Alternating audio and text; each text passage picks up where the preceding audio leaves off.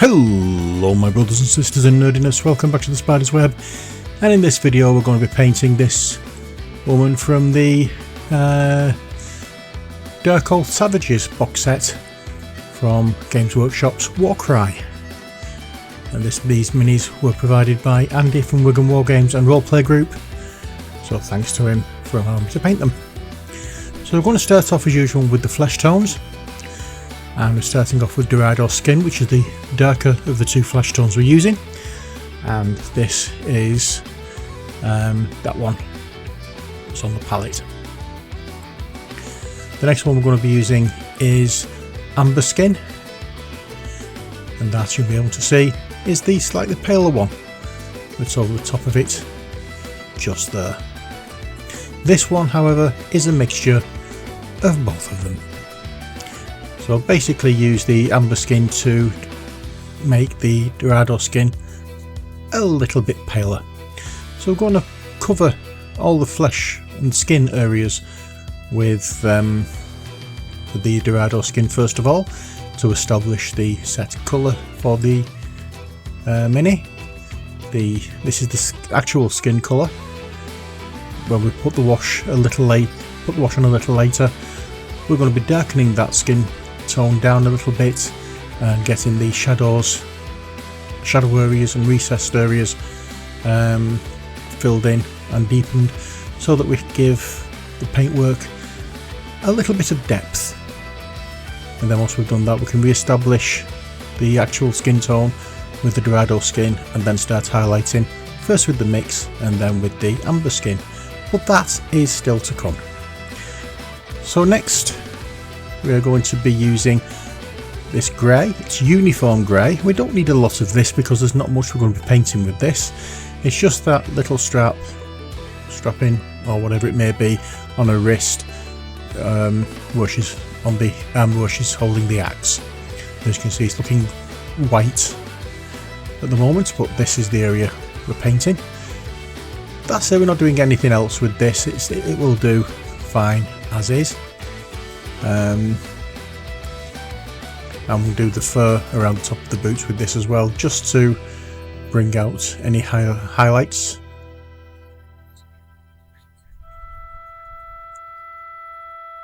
There we are. Looking good so far. Now demonic yellow.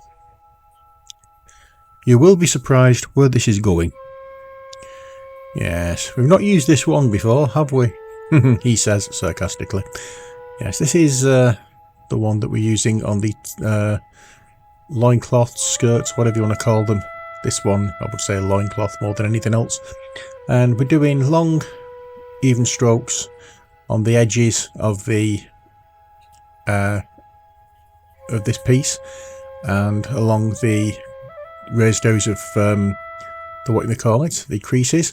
But when it gets down to the flat areas, as you can see now, I'm using cross-hatching technique, which implies a little bit of texture, so it doesn't look smooth, because yeah, we want it to be kind of like a rough cloth.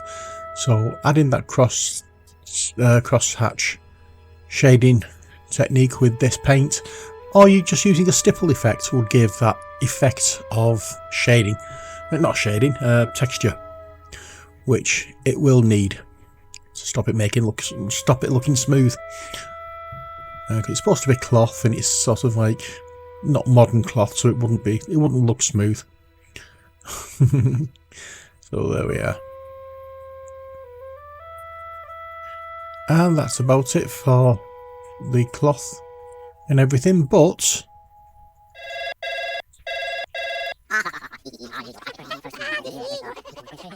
as always, you start doing something and the phone rings. So we're starting back again, and it's just thrown me off a little bit, and I'm using the demonic yellow to highlight this greenish top. I should have done it in the green, but you know, this gives it a rather different look. Not too averse to the effect that it gives, so I'm not worried too much about it. Not the fact that it's not my mini. Sorry, Andy. Yeah, I'm not sorry at all. So we're changing over to the dry palette now because we're using this wash, which is the strong skin wash, and we'll put that all over the skin areas. Now, just want to make a point here. A while ago, the Emmy painter sent me a box set of paints, which were the metallic colour sets, and I will be using a couple of the paints in this video, and when I do, you will see the Emmy painter logo. I just want to credit the Emmy painter with sending it to me and thank them once again. I do that in every video where I use any of the paints, but I do like the paints. I use them quite often. I mean, in this one I'm using the same two over and over again, but yeah, I have used all of them at one point or another since getting them, and I really do like them. So when you see the Emmy Painter logo up on screen, it's because I'm using paint from the metallic paint range, or metallic coloured paint range, sorry. So that's it for the wash, and now we can go into dark wood, because I just realised I hadn't painted the axe handle, and you really need to paint axe handles, especially if you've painted everything else on the model. You might as well paint that as well. So yeah, we'll just colour in this excessive bit of axe handle, and now we'll go on to Zealot Yellow, because as I was painting the loincloth or whatever it is, I noticed I'd missed a bit, so I'm going to go over with this just to fill it in and make sure it's all the right colour. Now here we go with Royal Purple, and this is one of the metallic colours, and this one is going to be used for the axe, or the metal parts on the axe and the spear. We'll do this all over the metal parts, because this is the standard colour for the metal part. We'll be coming back a little bit later and applying the highlight, which will be a completely different colour. It'll be green, as well, you know, if you've seen the other minis, or seen the other videos rather. It gives a nice effect, especially when you look at it in real life rather than on video. It looks like it's colour shifting, but it's not. It's just green and purple paint. It's amazing what you can do when you put your mind to it. Okay, happy accident. I wasn't expecting that, but that's the effect it gives, so that's what we're going with. So this is the green part. I will just add this to any part of the metal that is going to be hit by light. There we go, just like that. Any brighter areas, or any areas that are fairly sharp, you can put a very distinct line there, just to make the point that it is a sharp edge and being hit by light, but you know, do how you feel. Plate mail metal now. This is going on any other metallic areas, buckles and whatnot on her straps, studs, that kind of thing, and any other metal areas that we don't want to paint in with this green and purple mix. And as you can see, it's not much to do, because let's face it, she's not wearing much, but where you see something that you don't want, that you want metallic, then you can paint this one on it, and it works wonders. Purple Alchemy now. This is going to be going onto her onto her. I don't know when to stop. Yeah, we're slapping this on a wig. Yeah, so emphasise the colour a lot more with this. Also add a little bit to other areas. I've added it, put a little bit onto some strapping there on a wrist, and then wiped it off just to make it look a bit smudged, as though it's stained in some way. So I did go into the mixed colour, which I shouldn't have done, so wash my brush out, and then once it's dried we can go, you know, wash it out, dry it, and then we go into the Dorado skin to re-emphasise the actual skin colour. This is how I explained it earlier, and this is what we're doing. So all the raised areas will get a coating of this. We keep away from the recessed areas, because that is not going to be hit by light, so therefore we don't do it like this. And if we did the recessed areas, it would be a waste of time doing the wash, because that's what the wash's job was, to get into the recesses. So we leave the recesses alone while we're doing this now, and just pick and choose which part of the skin we're going to paint, and it's always the raised areas. And in this case we do as many as we want to, but we don't have to do it all. Not with this anyway, but if we're picking out certain areas, then trying to do as much of that area as you can do, because when we do subsequent highlights we won't be painting as much. Going back into Purple Alchemy again, because I've just realised I've missed a bit on the hair, so we'll just go over that. Either I've missed a bit on the hair, or there's something that's not sticking with, or the paint's not sticking properly with it. So now we'll go into the first of the highlights, which is a mix of both skin colour. And as you can see, it's very subtle, but it works wonders when you mix both colours together. It gives a definite middle road for the blend that we're going to be doing with the ultra highlight. I mean, you could leave it as, you know, from any step from when we finish the speed painting, you can leave it. You don't have to carry on and do all of this that I'm doing. I just want to do it because I like making it look a little nicer, but you can stop at any time. So once you've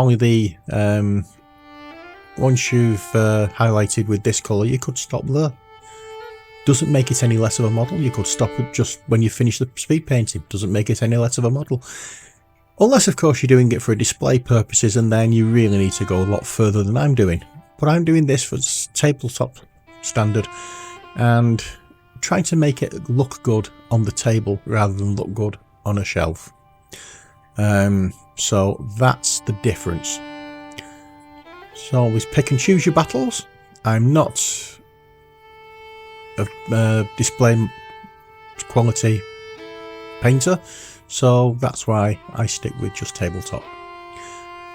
Goblin Green next, and this is where we're going to highlight all the green areas that's on the wrappings and the spear and the axe handle. That's basically all we're doing with this. We don't need a lot of it, but as per usual I always put a little too much down rather than just enough. But then again, I suppose it's better putting too much than not enough, because if you don't put enough on, you run out. Grim Black now. This is going back to speed paints again. And once we finish painting all of these, they will be getting a gloss varnish to protect the paintwork, and then a matte varnish to remove the shine from the mini.